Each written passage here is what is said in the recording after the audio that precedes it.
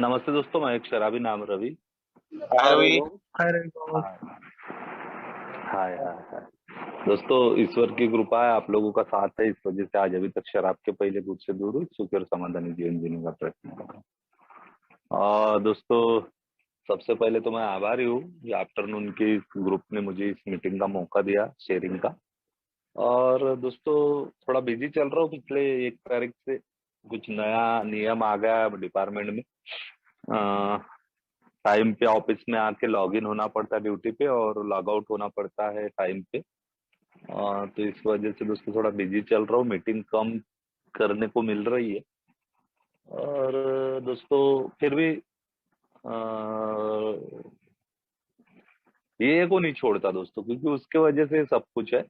और वो कर रहा हूँ, बड़ा समाधान, बड़ा अच्छा, बहुत अच्छा ये हो रहा है दोस्तों। आज जिंदगी ऐसी इच्छा एक्सेप्ट कर लिया है जिंदगी की, कि जो भी परिस्थिति में अगर मेरे सामने आती है, जैसी भी कंडीशन होती है, उसको मैं बहुत अच्छी तरीके से स्वीकार कर लेता हूँ, उसको वेलकम कर लेता हूँ। ये विजडम दोस्तों अल्कोहलिक्स एनोनिमस में आने की वजह से मिला। और चल रहा है दोस्तों, बहुत अच्छा चल रहा है। ईश्वर साथ में, ईश्वर के ऊपर श्रद्धा बनी हुई है, और ईश्वर के कार्य को करते हुए बहुत आगे बढ़ रहा हूँ। लेकिन ये जैसा मैं आज, मेरी सोच है, या फिर जिस तरीके से मैं जिंदगी जी रहा हूँ, आज से 10-11 साल पहले नहीं था दोस्तों। आज से 10-11 साल बड़ा खराब काम था, यानी जब मैं दारू पीता था, उस टाइम पे विजडम नाम की चीज नहीं थी। तो दोस्तों, अच्छी जिंदगी वो उस टाइम पे वैसा नहीं था। थोड़ी थोड़ी बात पे चिढ़ना, रिएक्ट होना, रिलेशन खराब करके रखना, पैसा बराबर मेंटेन नहीं कर पाना, जवाबदारियों को पार नहीं करना, और ये सब कुछ ऐसी जिंदगी जी रहा था, पश्चाताप और गिल्ट के साथ रहा था, डर था जिंदगी में। और ये सारी चीजों के पीछे वो वजह थी ना दोस्तों, वो वजह थी मैं और मेरी शराब। ये कुछ देर के समझदारी के बाद, अल्कोहलिक्स एनोनिमस में रुकने के बाद पता चला। अब दोस्तों, मैं जब ये मैं आता हूँ, शराब से रुकता हूँ, तब मुझे पता चला कि यार, शराब तो सेकेंडरी थी, मेरी मेजर प्रॉब्लम कुछ और थी। शराब तो शराब की जगह पे है, लोग पीने वाले पी भी रहे और मजा भी ले रहे, और अच्छी भी जिंदगी जी पा रहे। लेकिन दोस्तों, मैं जब पीता था तो मैं अच्छी जिंदगी नहीं जी रहा था। वो शराब मेरे जिंदगी के हर क्षेत्र में मेरे ऊपर इफेक्ट गिराया करती थी। इसलिए दोस्त, अल्कोहलिक्स एनोनिमस में जब आया और इस बीमारी को अच्छे से समझने की कोशिश किया, मैंने स्पॉन्सर बनाया, स्पॉन्सर ने मुझे बताया कि रेगुलर मीटिंग करना है, अल्कोहलिक्स एनोनिमस में कुछ पढ़ना है, और प्रामाणिक रहना है, और ओपन माइंडेड कार्यक्रम सीखने की प्रक्रिया में आगे बढ़ते जाना है। और दोस्तों, मैं वो उसमें बढ़ पड़ा। जैसे जैसे धीरे धीरे आगे बढ़ा दोस्तों, सीखने की प्रक्रिया कल भी थी, आज भी है, और आने वाले कल भी रहने वाली। नया कुछ सीखने की कोशिश करता हूँ, लोगों के अनुभव से, कुछ अपने अनुभव से, कुछ परिस्थितियों से। और सीखते सीखते दोस्तों, ये बात मुझे पता चला कि यार, कार्यक्रम का बेस क्या है। कार्यक्रम का बेस आध्यात्मिक प्रगति, रिकवरी की तरफ ध्यान देना। क्योंकि जब मेरी शराब छूटी ना, उसके बाद मुझे पता चला कि भैया, ये बीमारी किस लेवल पे बढ़ी है करके। और वो मैंने हमेशा दोस्तों सॉल्यूशन पे ही ध्यान दिया है। मुझे वो प्रॉब्लम सेंडिंग में बहुत बहुत प्रॉब्लम की तरफ नहीं जाता। मैं करंट की बात करता हूँ, वास्तविकता की बात करता हूँ, और अपने पर्सनालिटी की बात करता हूँ। शराब शराब की जगह पे, शराब कोई गलत चीज नहीं है। शराब बॉटल में कैद है, उससे लोग व्यवसाय कर रहे, पैसा कमा रहे। लेकिन उसको पीने की वजह से मेरे माइंड में जो केमिकल चेंजेस हुआ करते थे मेरे मन में, और उसके वजह से मेरे स्वभाव में जो बदलाव आए थे, उसके ऊपर काम करना बहुत जरूरी है। और अल्कोहलिक्स एनोनिमस किताब भी यही बोलती है कि भैया, तुम अपने आध्यात्मिक प्रगति विकास कर लो, तो फिजिकल और मेंटली आप स्ट्रांग हो जाओगे। वो कहीं कि कहीं दूर आप, मुझे तो अभी ये फील होता है, कभी कभी ऐसा लगता है दोस्तों कि सही में यार, मैं कभी शराब पिया करता था, तो मेरे आजू बाजू के दोस्त लोग जो बोलते हैं, यार सही में ऐसा था क्या, कि इतना अभी मेरे इससे दोस्तों विस्मय से वो बाहर निकल गई।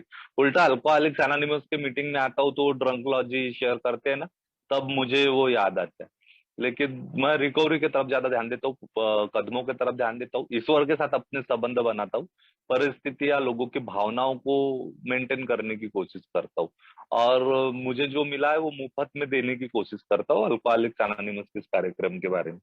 तो दोस्तों मैंने पहले ही दिन से कदमों के ऊपर ज्यादा ध्यान दिया, अल्कोहलिक्स अनोनिमस की कदम और मेरी जिंदगी इसके तरफ ध्यान दिया। मुझे अल्कोहलिक्स अनोनिमस में आया, शुरुआती दिनों में मैं स्वीकार नहीं कर पा रहा था, मेरा अहंकार दोस्तों मुझे मानने नहीं दे रहा था कि मैं अल्कोहलिक हूँ, क्योंकि दोस्तों मैं पीता भी था ना शराब, तो भी पीने के बाद भी मैं इतना शायना गड़ी था कि अपने आप को मैं मेंटेन करता था, बर्बाद हो रहा था लेकिन मेंटेन कर रहा था मैं। मेरे को पता था कि यार मेरी कैपेसिटी क्या है, मैं ज्यादा पी लिया तो कहीं जाके कोने में सो लूंगा, अपने आप को सेव करूंगा, यानी दारू पीने के बाद मैं अपने घर को नहीं भूलता था, मेरे को घर पता रहता था दोस्तों, मैं घर में आ जाता था। मेरे को पैसे का भी आता था कि भैया इतना पीना है तो इतना संभाल के रखना है, भला ही वो जो रिस्पॉन्सिबिलिटी के पैसे नहीं थे लेकिन उस उतना भी होश रहा करता था, घर नहीं भूलता था, बीवी बच्चे नहीं भूलता था, तो इतना तो होशमंदी था दोस्तों। लेकिन वो पीने की वजह से जो मेरी सराउंडिंग अस्त व्यस्तता हो रही थी ना, वो मुझे समझ में नहीं आ रही।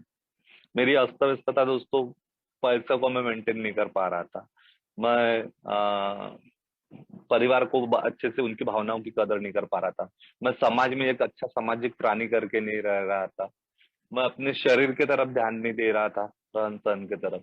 मैं जहाँ ऑफिस में काम करता था वो लोगों के साथ में मेरे रिलेशन में अच्छे नहीं बना पा रहा था, मैं मानसिक रीत्या दोस्तों चिड़चिड़ रिएक्ट होना, अपने भावनाओं को बैलेंस नहीं कर पा रहा था, मैं आध्यात्मिक रीत्या दोस्तों गिर चुका था, मैं इनलीगल सेक्स की तरफ जाया करता था, 2 नंबर के पैसों की तरफ लालच के अंतर्गत जाया करता था, मैं लोगों को इंसल्ट किया करता था।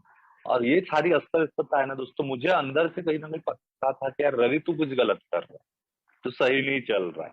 क्योंकि जब मैं सुबह उठता था ना दोस्तों, तो सुबह रात का किया हुआ जो भी मेरा कल के दिन का जो हैंगओवर रहता था, किसी के साथ अनबन, किसी को हर्ट करना, 2 नंबर के पैसे, ये सारी चीजें, ये मुझे वो तनाव, वो डर, वो पश्चाताप की भावनाओं में लेके जाती थी।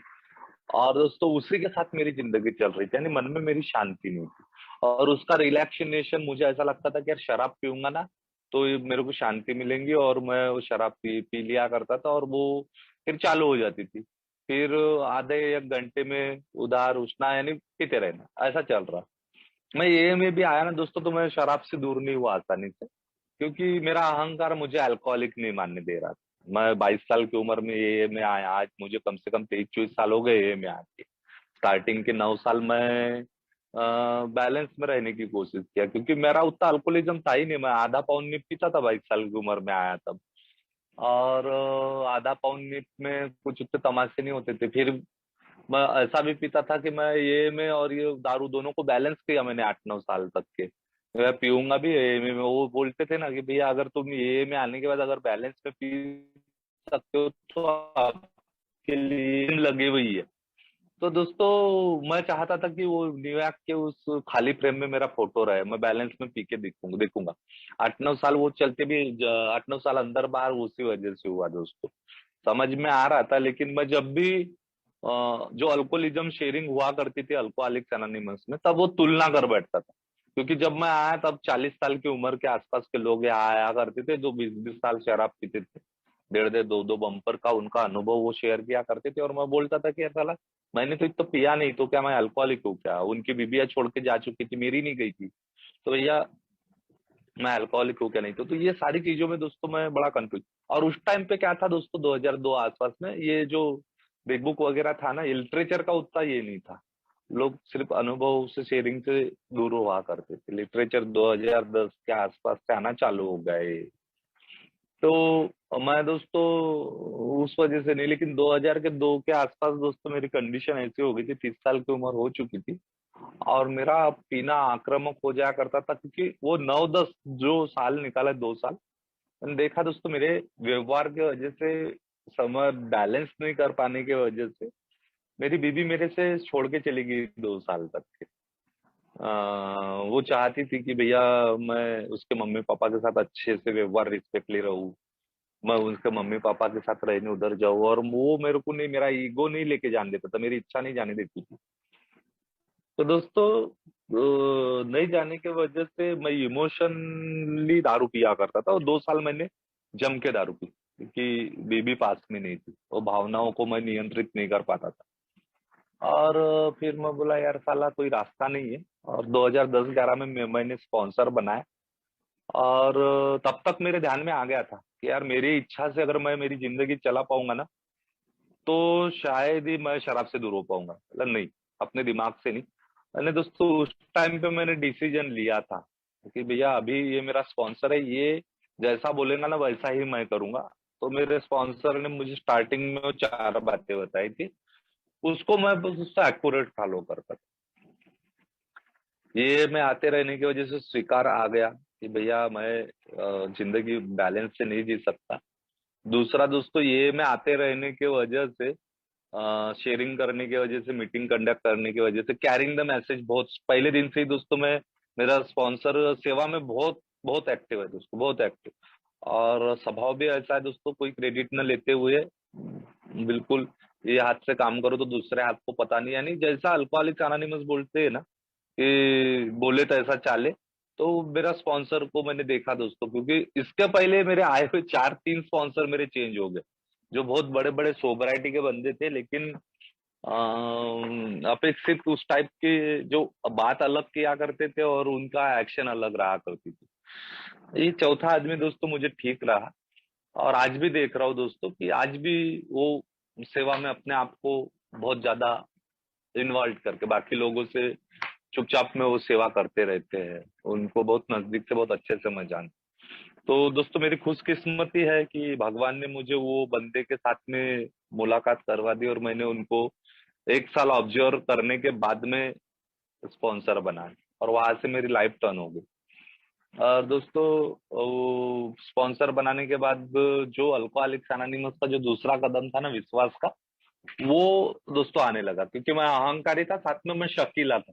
ये में आने की वजह से मुझे शक पैदा हो गया था मेरे मन में कि यार साला मैं सोबर हो पाऊंगा कि नहीं अल्कोहलिक्स अनोनिमस में आके, क्योंकि मेरे से पीछे आए हुए लोग सोबर हो रहे थे, अपना ग्रेटिट्यूड डे मना रहे, बर्थडे मनाने रहे, और मैं 6 महीने बाद, 8 महीने बाद शराब पी रहा हूँ, और बढ़िया ऐसी लाइफ निकाल रहा हूँ तकलीफ में। तो दोस्तों वो स्पॉन्सर ने मुझे समझाया, रवि बोले तेरे को पहले विश्वास करना पड़ेगा।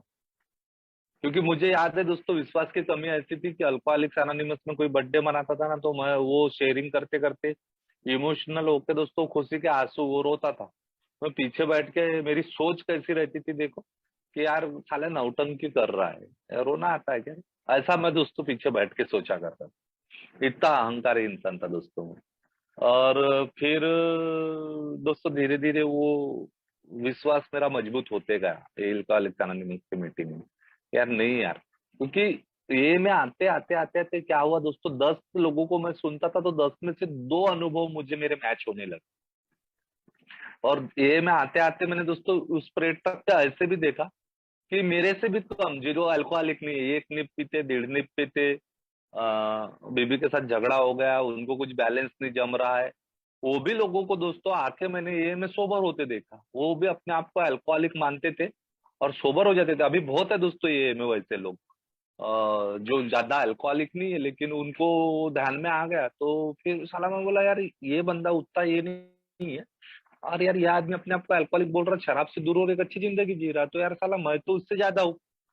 तो दोस्तों वो धीरे धीरे वो मुझे पता चला कि नहीं यार ये आदमी रह सकता है, मैं भी रह सकता हूँ वो मीटिंग में। और वो दोस्तों विश्वास मजबूत होने लगा, मीटिंग के ऊपर विश्वास आया।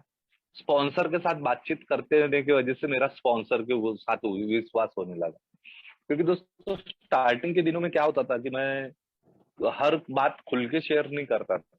मुझे लगता था कि यार अगर ये बात बोल दी तो मेरे इमेज का क्या होगा, तो हर बात नहीं शेयर करता था। लेकिन दोस्तों धीरे धीरे धीरे धीरे मैंने ऑब्जर्व किया वो इंसान को, कि वो कान से सुनता था, मुंह से कोई बातें नहीं निकालता। और मैं बोला यार नहीं, ये बंदे के साथ अपन अपनी बातें ओपनली शेयर कर सकते हैं। और फिर दोस्तों दूसरा कदम होने के बाद में कुछ ईश्वर को लेके डिस्कस हुआ, क्योंकि मैं इस किस्म का इंसान था कि भगवान को नहीं मानता था। भगवान को गाली गलौज करना, भगवान के मंदिर में दारू पीना, पत्ते खेलना, ये सारी चीजें मैं किया करता था।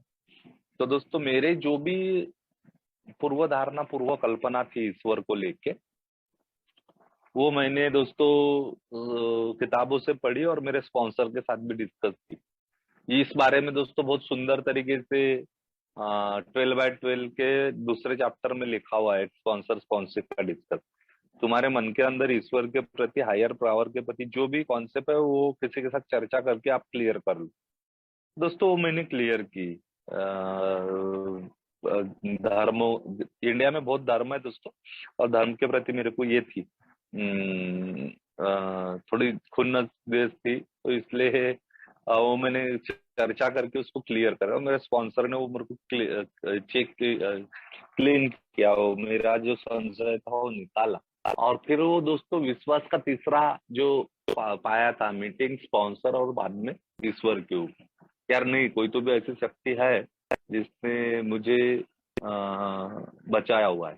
तो चर्चा के माध्यम से मुझे पता चला, और वही शक्ति है जो मुझे वापस होश में ला सकती है, क्योंकि मेरी पहली स्टेप से जो अस्त व्यस्तता बाहर आई हुई थी, वो अस्त व्यस्तता की होशमंदी, क्योंकि जैसे जैसे शराब से दूर रहता था दोस्तों, वैसे वैसे मैंने देखा कि मेरे स्वभाव में छोटे थोड़े थोड़े थोड़े थोड़े बदल आने लगे। मेरे गाली के देना बंद हो गया, सुनने लगा मैं।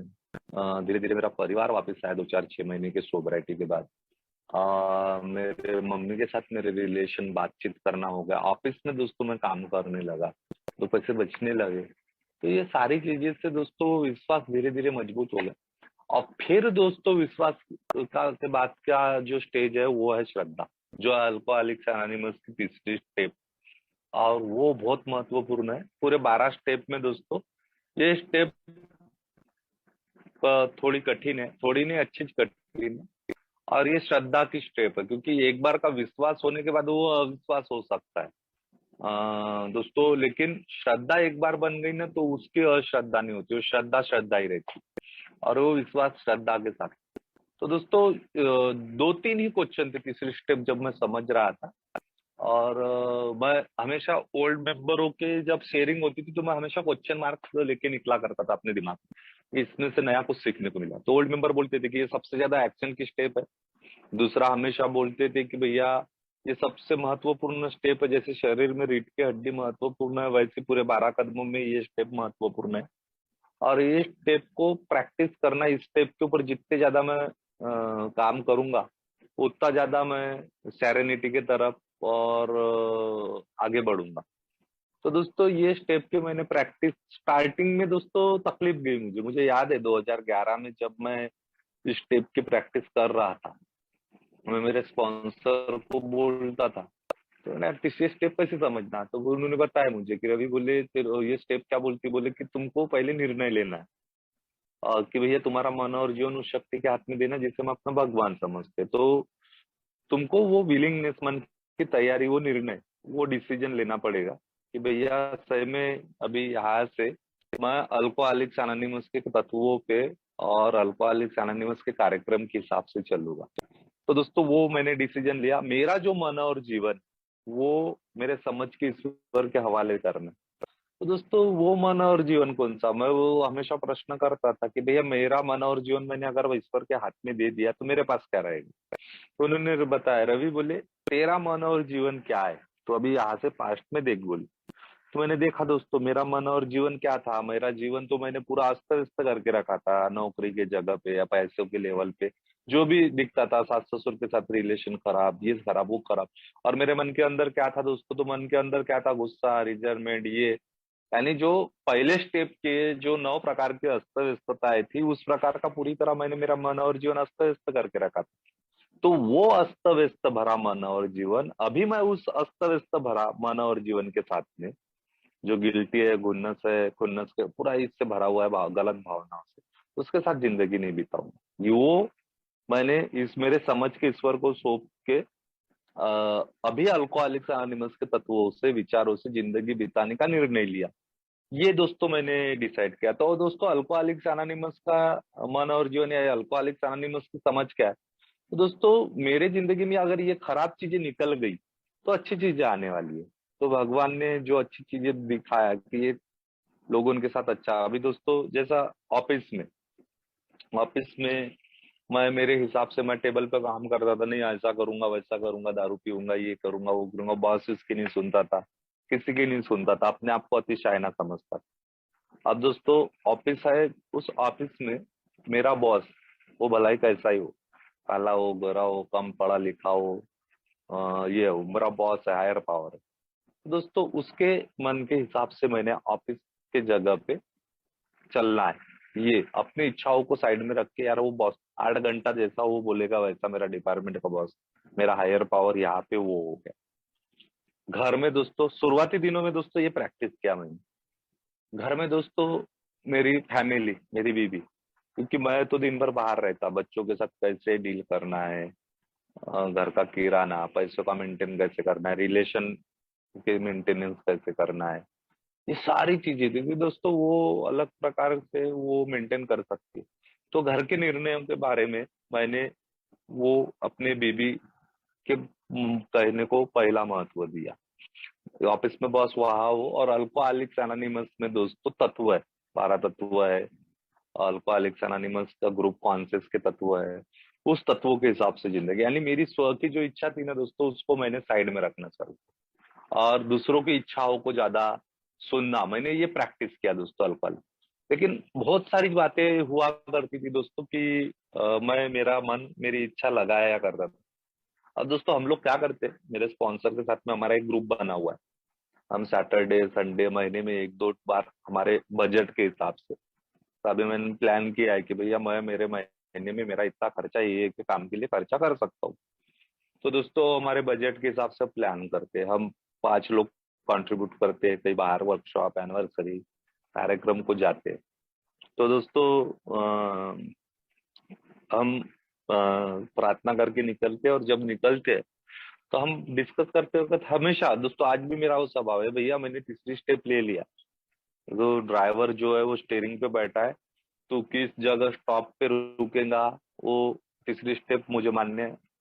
कहाँ क्या क्या को नाश्ता करना है, चाय पीना है, कैसे पहुंचना है, तो दोस्तों उतने देर के लिए हमने वो प्रैक्टिस कर लेते हैं। और वो हमारे साथ में जो, क्योंकि हम जनरली वो 5 में 2 न्यू कमर हमारे साथ में आई है, हम कोशिश करते रहते, तो उनको भी वो सीखने को मिलती। इस प्रकार से दोस्तों ये प्रैक्टिस ऊपरी लेवल पे करते रहे, तो बहुत सारी बात क्या होती है कि ये जो मेरी स्व की इच्छा है, ये मैं चाह के भी, क्योंकि बार बार प्रैक्टिस करने के बाद, बार बार प्रैक्टिस करने के बाद भी मेरी स्व की इच्छा वापस मेरे पास में आने वाली। तो दोस्तों वो जब अगर मुझे आचना नहीं है, तो उसको मजबूत करने के लिए अल्कोहलिक्स एनोनिमस में मुझे आगे के सफर को तय करना पड़ेगा। अगर तीसरी स्टेप मुझे मजबूत करनी है, तो मेरे अंदर में पहले क्या है वो मुझे ढूंढना पड़ेगा, वो गंदगी साफ करना पड़ेगा। क्योंकि दोस्तों 8वें स्टेप के पास जब हम आते हैं, एक बुक में बहुत सुंदर तरीके से लिखा हुआ है कि कृति बिना श्रद्धा अधूरी है। और दोस्तों वो जब तक मैं एक्शन नहीं करता ना, मेरे भगवान के ऊपर श्रद्धा मजबूत नहीं होने वाली। अगर मैं निरंतर कार्यक्रम पे प्रैक्टिस करते रहूंगा, तो वो मुझे अनुभव के मार्फत से भगवान मेरी तीसरी स्टेप मजबूत करने में मदद करने वाला। मेरे को 2012-13 का एक किस्सा याद है दोस्तों, अभी मैं कल परसों ही अपने कागजात झाड़ रहा था। मेरा 1 डेढ़ साल से सोबरिटी हुई दोस्तों, सोबर रहा मैं, 1.5 साल सोबर हुआ। और मैंने मेरे ऊपर के बॉस को 30,000 दे के दोस्तों मैंने ट्रांसफर करा ली थी नागपुर को, उसके सिग्नेचर से। और मैं बोला यार साला जम गया अभी, क्योंकि मेरी इच्छा थी बार बार बार बार कि भैया मैं नागपुर में आ जाऊंगा, और मैं मेरे फैमिली की तरफ ध्यान दूंगा, मेरा घर हो जाएगा, अच्छा हो जाएगा, मैं डेली अप डाउन में मेरे को तकलीफ होती है। तो दोस्तों मैंने स्व की इच्छा चला के कुछ पैसा दे के अपनी बदली की ऑर्डर बना ली। और जी जो बॉस मुझे रिलीव करने वाला था, उस बॉस के साथ काफी अच्छे संबंध थे मेरे को, तो मेरे को पूरी शाश्वती थी, वह ये ऑर्डर की कापी उसके पास लेके जाऊंगा, वो मुझे रिलीव ऑर्डर दे देगा, मैं वो उधर जाके ज्वाइन हो जाऊंगा। लेकिन जब मैं वो बंदे के पास आया, वो मेरे बॉस के पास, तो उसने मुझे ऑर्डर नहीं दी, और मैं बड़ा डिस्टर्ब हो गया दोस्तों। और उसी टाइम पे मेरी तीसरी स्टेप की प्रैक्टिस चल रही थी। मैं मेरे स्पॉन्सर को फोन करता था, सर ऐसा हुआ वैसा हुआ, साला ये नहीं करता वो नहीं करता, बड़ा डिस्टर्ब। और मैं ऑफिस में आने के पहले दोस्तों, मेरे ऑफिस के बाजू में एक मंदिर था, वहां जाके वो भगवान को बड़ा हाथ पैर जोड़ता था, पूरा नतमस्तक हुआ करता था, उसको बोलता था यार ट्रांसफर करा दे, मैं तेरे को ये चढ़ाऊंगा वो चढ़ाऊंगा, नहीं रिश्वत दिया करता था। और दोस्तों ये सिलसिला है ना 2-3 महीने तक के रहा। उसके वजह से वो बॉस के साथ मेरा द्वंद हुआ, और मैं भी इस किस्म का था कि मैं आता था ऑफिस में, मस्टर पे सही मारता था और निकल जाता था, काम ही नहीं करता था। 3 महीना सिलसिला चला दोस्तों, उसने मुझे रिलीव नहीं किया। मैंने साम दाम दंड भेद सब इस्तेमाल करके देख लिया, बोल के भी देखा, पैसों की भी ऑफर दे दी, सब कुछ कर लिया। और दोस्तों मेरा एजुकेशन दारू के दिनों में रुक गया था, मेरा ग्रेजुएशन वगैरह एमए वगैरह नहीं हुआ था। तो मैंने जैसे मैं सोबर हुआ पहले ही साल मैंने लास्ट ईयर कंप्लीट करके अपना एजुकेशन कंप्लीट किया। फिर दोस्तों वो बात हुई नहीं, तो मेरी दो साला ऊपर के ऑफिस थे, बहुत बड़े ऑफिस थे, उसके भी ऊपर के ऑफिस से मेरी ट्रांसफर की ऑर्डर आ गई, और मुझे ट्रांसफर दे दिया नक्सलाइट एरिया गढ़चिरौली में। तो मुझे बड़ा डर लग रहा था, क्योंकि गढ़चिरौली तो मैं गया दोस्तों, और गढ़चिरौली जाने के बाद वो जो गढ़चिरौली का बॉस था, क्योंकि यहाँ से जब मैं भंडारा से छूटा तो मेरे को ड्राइवर ने पहले ही डरा दिया। मेरे को बोले रवि बोले तू तो जा रहा है बोले गढ़चिरौली, लेकिन गढ़चिरौली जिले में काम करना बोले, खेड़े गांव में मत जाना बोले, बाबा लोग रहते हैं बोले। तो दोस्तों उसने आधा डर भर दिया। और गढ़चिरौली जाने के बाद दोस्तों वो बॉस ने क्या किया कि उसने वहां से भी सब रीजनल मैंने ऑफिस में भेज दिया। कुरखेड़ा करके गांव था एक छोटा सा, वहां जाओ बोले आप।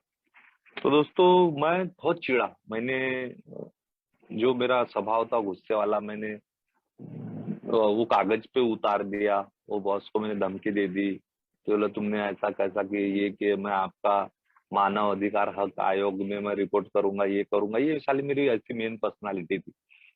और दोस्तों वहां से मैं ताव ताव से वो वैसे ही फेंक के नागपुर आ गया। और यहाँ आने के बाद बड़ा डिस्टर्ब रहने लगा, 7-8 दिन बड़ा डिस्टर्ब था, मीटिंग करता था डिस्टर्ब था, और गुस्से में था, नाराज था, बोला नौकरी नहीं करता, ऐसा नहीं करता, वैसा नहीं करता।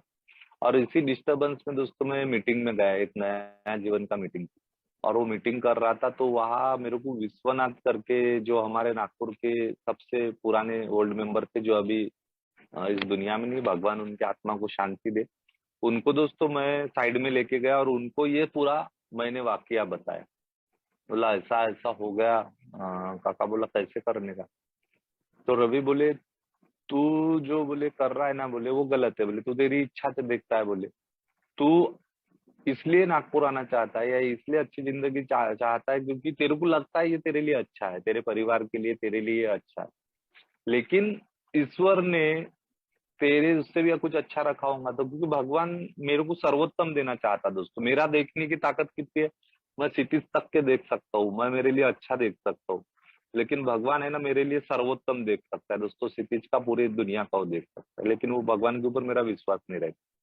वो हमारे आफ्टरनून की मीटिंग पे सुशील भाई बहुत सुंदर उदाहरण देते हैं कि एक बाप है एक बेटा है बोले, और वो बेटे को सर्दी हुई है और वो आइसक्रीम खाना चाहता है। तो उसको बाप उसको आइसक्रीम लेके देगा क्या, तो बोले नहीं। क्यों, तो उसको सर्दी है। लेकिन सर्दी जब उसकी निकल जाएंगी या फिर बारिश का मौसम जाएगा, धूप काला आएगा, तो वो उसको आइसक्रीम लेके देगा बोले। तो वो ऐसा ही ईश्वर हमारे साथ में करता है दोस्तों कि मैं बच्चा हूँ उसका, वो मेरा ईश्वर है। मेरे स्व की इच्छा से दोस्तों मैं मेरे लिए अच्छा सोच सकता हूँ, लेकिन ईश्वर मेरे लिए सर्वोत्तम ढूंढ के रखता है। ये दोस्तों मुझे इस उदाहरण से पता चला। तो मैं विश्वनाथ काका से मिला, वो बोले रवि बोले तेरे को कैंसिल करना है ना बदली, बोले नहीं जाना है ना बोले, तो यहाँ से मत कर बोले, यहाँ से करेंगे डिस्टर्ब हो जाएगा, और ये डिस्टर्बेंस तेरे को तेरी अस्वस्थता बेचैनी चिड़चिड़ तेरे को शराब की तरफ लेके जाएंगे बोले। इसका सामना कर बोले, तू जा बोले वो उस गाँव में, वो उस कुरखेड़ा में जा बोले, और वहां जाके तू ज्वाइन हो बोले, और वहां से बदली कैंसिल करने की कोशिश कर बोले। बोला यार ये बुड्ढा भी बोला यार क्या बता रहा। बोला ठीक है, क्योंकि दूसरा चारा नहीं था दोस्तों। दूसरा ये डर था दोस्तों मेरे को ये कि यार मैं लोनर मेंबर था, क्योंकि कुरखेड़ा में ग्रुप नहीं था और मुझे मीटिंग की आदत थी, मैं मीटिंग के ऊपर डिपेंड था। फिर भी दोस्तों कोई चारा नहीं था, मरता क्या ना करता, मैं जाके वो कुरखेड़ा में ड्यूटी ज्वाइन होने गया। और जैसे मैं ज्वाइन हुआ दोस्तों, मुझे वहां पता चला कि उस पूरा स्टॉप में जिसके तरफ चार्ज था वो ऑफिसर रिटायर्ड होने वाले थे, और उनके रिटायरमेंट के बाद में वो पोस्ट वो चार्ज लेने के लिए कोई भी बंदा नहीं था। भला ही वो चार्ज लेने के लिए लोग 50-50 हजार रुपए दे के सेटिंग कर। लेकिन मेरे नसीब से क्या हो गया कि मैं जब ये में आया, सोबराइटी के अंतर्गत मैंने मेरा एजुकेशन कर लिया, और एजुकेशन करने के बाद ईश्वर ने मुझे वो मौका दिया। यानी मैं मेरी इच्छा से वो सारी चीजें ठुकरा रहा था। उसने मुझे नागपुर ट्रांसफर नहीं होके आने दिया, उसने कहीं गढ़चिरौली में नहीं रखने दिया मेरे को, बराबर वो कुरखेड़ा में रुका। और मैं मेरी इच्छा के हिसाब से इधर चल रहा था, और भगवान ने मेरे लिए वहाँ सर्वोत्तम परोस के रखा था। वहां जाने के बाद वहां के एक अच्छे खासे पोस्ट पे मेरे को काम करने का मौका मिला। अल्कोहलिक्स एनोनिमस का वो वर्षा, वहां से ये नहीं थी, फिर वर्षा में वो हमने 2013 में वो संजय के साथ में काम किए। वहां आज अच्छा सा ग्रुप है, 40-50 मेंबर है। तो दोस्तों, मैं मेरे लिए हमेशा जो अच्छा सोचता हूँ ना, तो भगवान उससे ज्यादा सर्वोत्तम मेरे लिए ढूंढ के रखता है। और दोस्तों, ये तीसरी स्टेप यही बोलती है कि मुझे मेरी स्व की इच्छा को साइड में रख के ईश्वर की इच्छा क्या है वो पहले देखना पड़ेगा। मुझे मेरी जिंदगी में जो भी आ रहा है उसको मैं हंसते हुए वेलकम करते हुए आगे बढ़ते जाना है। तो ये भगवान ने ये में लाया दोस्तों, मेरा अच्छा किया है, मेरे को अच्छी जिंदगी दी हुई है, उसको मैं प्रैक्टिस करते रहूंगा तो निश्चित तौर पे होता है। दूसरी बात क्या होती है दोस्तों, मैंने एक नोट किया कि अल्कोहलिक्स एनोनिमस में ये तीसरी स्टेप मेरी तब मजबूत होती है जब मैं आगे बढ़ता हूँ। तीसरी स्टेप ऐसा नहीं कि दोस्तों तीसरी तक के आया और आधा अधूरा कार्यक्रम किया तो वो मन की शांति, सेरेनिटी या अल्कोहलिक्स एनोनिमस जो सोबरिटी की बात करता है, वो दोस्तों उसको मैं अनुभूत नहीं ले सकता जब तक ये भगवान के साथ मेरे कांटेक्ट नहीं बनते। लेकिन दोस्तों, जब मैं आगे के स्टेप पे प्रैक्टिस किया ना दोस्तों, मैं चौथी स्टेप लिया, पांचवी स्टेप के अंतर्गत दोस्तों अल्कोहलिक्स एनोनिमस बताती उस हिसाब से मैंने किया वो, डॉक्टर के पास जाके कौन सा यानी जिससे मेरे को वो करना था, मैंने फिफ्थ स्टेप किया। छठवीं सातवीं स्टेप पे मैंने प्रैक्टिस किया। आठवें नौवे स्टेप के अंतर्गत नौवीं स्टेप जब दोस्तों मैंने किया ना, कि लोगों के साथ में जो मैंने संबंध बिगाड़े हुए थे भावनाओं को लेके, पैसों को लेके, वो करना जब मैंने शुरू किया ना दोस्तों, मैंने लोगों से मिलके माफिया मांगे, मेरे मम्मी से माफी मांगी, सास ससुर साली ससुर से, कुछ ये के मेंबर थे उनके साथ में पैसे भरपाई के लिए दोस्तों मैं तैयार हो गया, जिनको जिनको मैंने नुकसान पहुंचाया था। धीरे धीरे धीरे धीरे धीरे धीरे दोस्तों अल्कोहलिक्स एनोनिमस के बताए हुए काम पे मैंने जब वो कार्य किया, तब मैंने देखा दोस्तों कि भगवान के साथ में मेरे रिलेशन, क्योंकि अल्कोहलिक्स एनोनिमस में कुछ प्रोमिसेस है ना, वो प्रोमिसेस थोड़े बहुत दोस्तों मेरे पूरे होने चालू हो गए। और उसके बाद में दोस्तों 10वें 11वें स्टेप के बाद में मैंने वो प्रार्थना और ध्यान के द्वारा जब कांटेक्ट बनाने की प्रयास किया भगवान के साथ में, तब मैंने दोस्तों वो कार्यक्रम की अनुभूति ली कि मैं अल्कोहलिक्स एनोनिमस का इस पे तीसरे स्टेप पे जब काम करता था, स्टार्टिंग में मुझे नहीं जमा, लेकिन बाद में दोस्तों मैं ऑफिस में आता था तो मेरे बात मैं किस प्रकार से कर रहा हूँ, किस और लोगों के बात करने से उसका क्या हाथ हो सकता है, किसकी भावनाएं कहाँ दुख सकती है, इमोशन के बारे में दोस्तों मुझे समझने लगा। मुझे कहा कितना बोलना है, किसको रिस्पेक्ट रिस्पेक्ट दोस्तों आना गया, सीखा। तो दोस्तों अल्कोहलिक्स एनोनिमस में ये चीजें किया ना, तो मेरे को भगवान ने क्यों लाया, मेरे को स्व का अर्थ समझा। जो तीसरे स्टेप के स्व का अर्थ समझता है, बहुत सुंदर प्रार्थना है दोस्तों तीसरे स्टेप की। देवा मी तुला शरण आलो, तुझ्याबरोबर तुझ्या इच्छेला मान देण्यासाठी, स्वच्या बंधनातून तू मला मुक्त कर। तो दोस्तों वो जो मैं हर जगह जो मैं करता था ना, वो मैंपन कम होगा। और ईश्वर मुझसे क्या चाहता है, तो भैया उसने मुझे अल्कोहलिक्स एनोनिमस में लेके आया, ये दोस्तों बात मेरी क्लियर होगी। लेकिन क्या होता है दोस्तों, ह्यूमन बीइंग हूँ, परफेक्ट नहीं हूँ, गलतियां होते रहने वाली है, और चूका आने सीखा ये बोला गया है, तो गलतियां होती है दोस्तों। जैसे मैं बाहर आता हूँ या फिर अपने इसमें आता हूँ, मेरी स्व की इच्छा फिर से लगाती है, लेकिन जब जब भी मुझे अवेयरनेस आता है दोस्तों, मैं मीटिंग के माध्यम से, कदमों के माध्यम से, मैं उस ईश्वर की इच्छा को समझता हूँ, और जो ईश्वर मेरे साथ में हमेशा रहने वाला है, इस बात को समझता हूँ।